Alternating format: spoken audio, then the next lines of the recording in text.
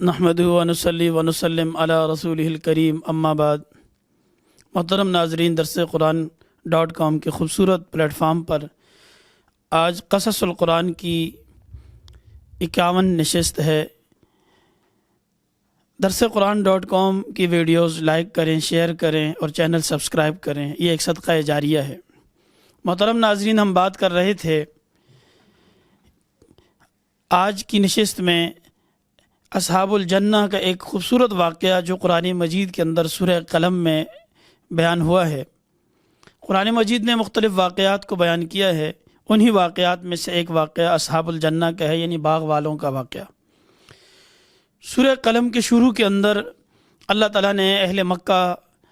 کی بدبختی کو بیان کیا کہ انتہائی بدبخت لوگ ہیں جن کو اللہ تعالیٰ نے اپنی نعمتوں میں سے عظیم ترین نعمت عظمیٰ جسے کہا جاتا ہے محمد کبریا صلی اللہ علیہ وسلم کی بعثت مکہ میں کی اور انہیں اس نعمت سے نوازا، لیکن اس نعمت کی قدر مکہ والوں نے نہیں کی۔ تو اللہ نے تنبیہ کرتے ہوئے انہیں باغ والوں کا واقعہ سنایا۔ فرمایا انا بلوناہم کما بلونا اصحاب الجنت اذ اقسموا لیصرمنها مصبحین، کہ ان کا حال بھی وہی ہے جو باغ والوں کا حال ہے، اور ان کے ساتھ بھی وہی ہوا جو باغ والوں کے ساتھ ہوا تھا۔ باغ والوں کے واقعے کو قرآن نے اس انداز سے بیان کیا کہ ایک شخص جو کہ انتہائی نیک سیرت انسان تھا، حضرت ابن عباس رضی اللہ تعالیٰ عنہ بیان کرتے ہیں کہ یہ اہل کتاب میں سے ایک شخص کا واقعہ ہے، جبکہ حضرت سعید بن جبیر رضی اللہ تعالیٰ عنہ فرماتے ہیں کہ یہ صرف ایک مثال ہے جسے قرآن مجید نے لوگوں کو سمجھانے کے لیے بطور تبشیر اور جو قرآن کا ایک انداز ہے تنذیر کا، تو اس تنذیر کے لیے تنبیہ کے لیے اس واقعے کو بیان کیا ہے کہ ایک شخص انتہائی نیک اور صالح تھا اور اللہ تعالیٰ نے اس کو سخاوت میں، فیاضی میں نوازا ہوا تھا۔ تو مال کی کثرت تھی، دولت کی فراوانی تھی، کھیت و کھلیان کا مالک تھا۔ تو جب بھی وہ فصل کاٹتا تو اس میں غریب، نادار، مستحق، مساکین کا خیال رکھتا، ان کے لیے بھی باقاعدہ ان کا حصہ الگ کر کے انہیں دیتا۔ جب وہ شخص دنیا سے گزر گیا تو اس کے رخصت ہونے کے بعد اس کے پیچھے اس کے ورثاء میں اس کے بیٹے تھے۔ بیٹوں نے سوچا کہ ہمارا باپ کتنا ہی بیوقوف اور نادان انسان تھا کہ اپنا سارا مال غریبوں، مسکینوں، ناداروں، فقیروں میں لٹا دیتا۔ کیوں نہ ہم اس مال کو سمیٹ کر سنبھال کر رکھیں، مال کی کثرت ہوگی اور یوں ہمارا مال بڑھتا رہے گا۔ ناظرین محترم، یہی حال ہر دور کے سرمایہ داروں کا، جگیرداروں کا، وڈیروں کا، یا جن کو اللہ تعالیٰ نے مال سے نوازا ہوتا ہے ان کا رہتا ہے کہ وہ ہمیشہ یہ سوچتے ہیں کہ مال خرچ کرنے سے، اللہ کی راہ میں دینے سے، اور جن لوگوں کا حصہ اللہ نے مقرر کیا ہے ان کو عطا کرنے سے مال کم پڑتا ہے۔ ان نادانوں کو کون سمجھائے کہ در حقیقت مال بڑھتا ہی تب ہے، مال میں برکت تب ہی ہوتی ہے جب اس مال کی زکوٰۃ ادا کی جاتی ہے، جب اس مال کو راہ خدا میں خرچ کیا جاتا ہے، جب دین اسلام کی نشر و اشاعت میں اس مال کو صرف کیا جاتا ہے، تبھی تو جا کر مال بڑھتا ہے، تبھی تو مال میں برکت ہوتی ہے، تبھی تو نعمتوں کی فراوانی ہوتی ہے۔ لیکن وہ نادان آپس میں یہ مشورہ کرنے لگے کہ ہم نے اس مال کو کسی بھی صورت میں بچا کے رکھنا ہے، خرچ نہیں کرنا۔ رات کو وہ مشورہ کر رہے تھے کہ ہم نے صبح روشنی سے پہلے یعنی صبح صادق طلوع ہوتے ہی فوراً اپنی کھیتوں کا رخ کرنا ہے اور جا کر یوں سمجھیں کہ پہل ہم نے فصل کاٹ کے ہم نے مال کو سمیٹ لینا ہے۔ ایسا نہ ہو ہمیں دیر ہو جائے، دن چڑھے اور دن کے چڑھتے ہی فقیروں کی لائن لگ جائے، فقیر آئیں اور ہمارے مال میں سے حصہ مانگنے لگیں، ہمیں تنگ کرنے لگیں، لہٰذا ہم نے یہ کام صبح ہی صبح کرنا ہے۔ ان میں سے ایک بھائی نے کہا کہ تم یہ جو مشورہ کر رہے ہو، یہ جو تم مال کو سمیٹنے اور انتہائی بخل کا مظاہرہ کر رہے ہو، کہیں اللہ ناراض نہ ہو جائے۔ یقیناً ایسا ہی ہوا کہ وہ اپنے اس واقعے سے خدا ناراض کر بیٹھے، انہوں نے اپنے رب کو ناراض کر دیا۔ صبح جب وہ اٹھے، باہم مشورہ کر کے اسی مشورے کے مطابق اپنے ٹائم پر اور رات کے یوں سمجھیں کہ آخری پہر اٹھ کر وہ اپنی کھیتوں کی طرف جانے لگے۔ اب کھیتوں میں پہنچے ہی تھے، کیا دیکھتے ہیں کہ وہاں کھیتوں میں فصل کا نام و نشان نہیں ہے، کوئی باغ نہیں ہے، بالکل ایک تیز و تند گرم ہوا نے جلا کر راکھ کر دیا ہے۔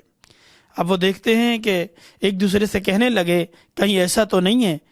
کہ ہم بھول گئے ہیں، بھٹک گئے ہیں، ہم غلط راستے پر چل نکلے ہیں، یہاں تو ہمارا باغ تھا، ہماری کھیتی تھی، آج تو کچھ بھی سامنے نہیں ہے۔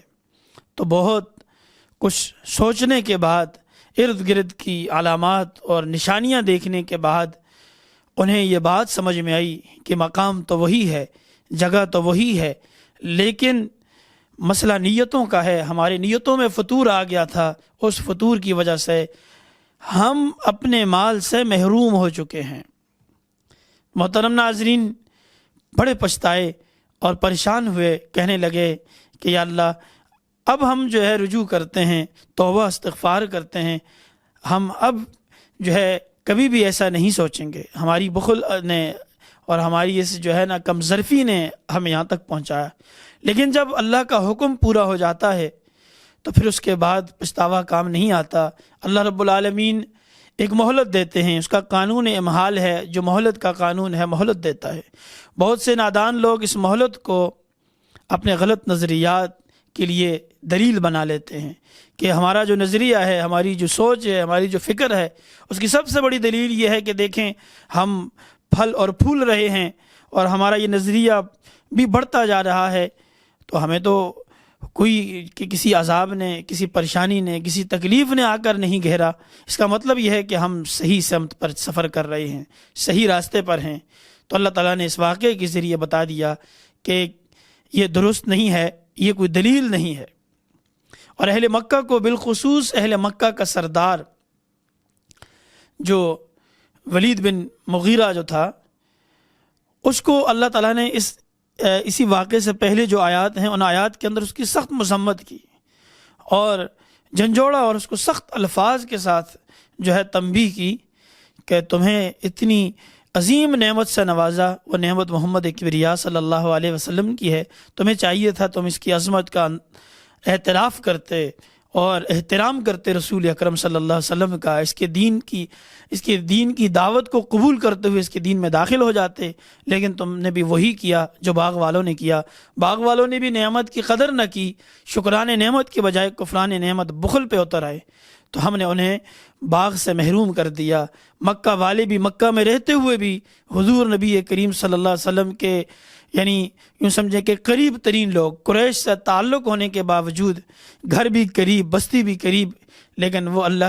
نے انہیں حضور کے دین سے محروم کر دیا انہیں۔ اور یہ واقعہ بطور تمثیل بیان کیا، چاہے وہ مثال کے طور پر ہو یا کوئی حقیقتاً سچا واقعہ ہو کسی قوم کا، لیکن قرآن نے جو بھی واقعہ بیان کیا ہے، جو بھی مثال دی ہے، وہ مثال در حقیقت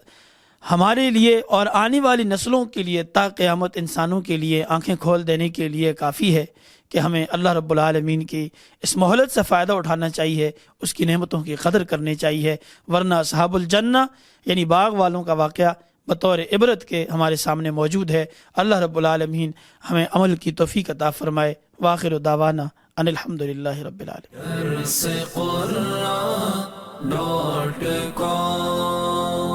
www.darsequran.com